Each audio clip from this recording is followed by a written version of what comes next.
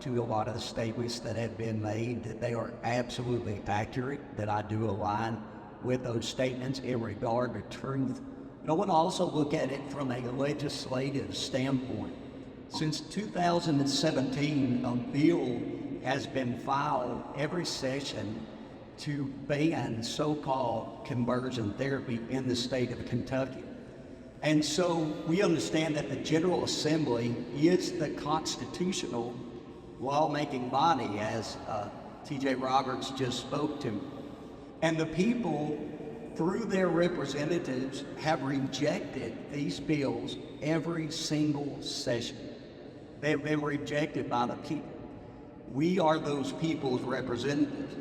And so what I think is important to understand is that legislation was never intended to be made by the pen of the powerful, but by the voice of the people.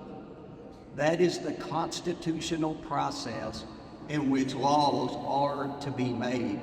And so, as a lawmaker, we are looking at every avenue to address this egregious overreach of power through the executive branch. One particular thing that we can do, as I think Representative Maddox had put a statement out and said, we have plenty of time before our legislative session in January of 2025. So we can draft legislation that would repeal this order, and we can take care of this issue that way. But I will assure you that we are looking at every possible option legally, constitutionally, to address this issue and to make sure that we repeal this overreach.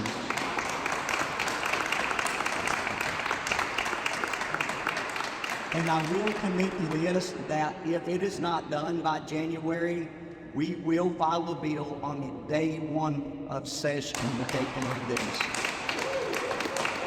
This is a constitutional issue, it's a parents' rights issue, it's a free speech issue, it's a religious liberty issue, it's a blatant attack on truth, and it's a one-way street, which is against everything that America was founded upon. It's always been about debate and dissent. It's always been about having the opportunity to have a conversation and to come to an agreement about truth. I have a personal position that I stand on this issue, but when it comes to legislation, that is for the lawmaking body to agree upon, pass bills, and to make sure that the people's voice are heard through legislation.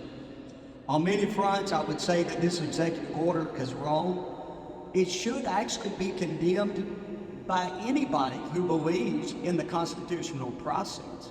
And so I encourage the people on the other side of the aisle to look to the executive branch and just speak the truth about constitutional processes and let him understand that this is not right. This is not how legislation is done. It is done through the voice of the people.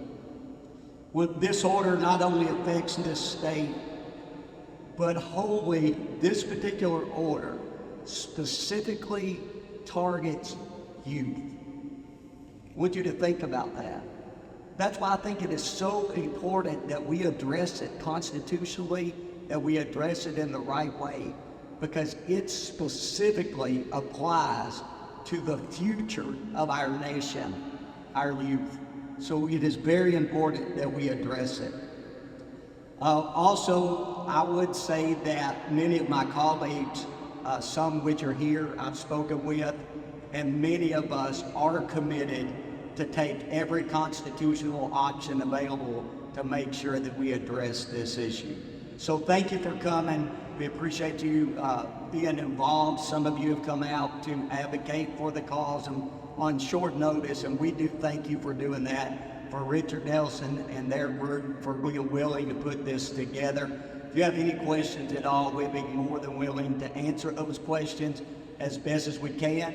We do have Representative Shane Baker that's here with us, we have Representative Bill Wesley, we have Representative Candy Massaroni that is with us, and so if you have policy questions that you would like answered, we'd be more than glad to answer those questions. Thank you.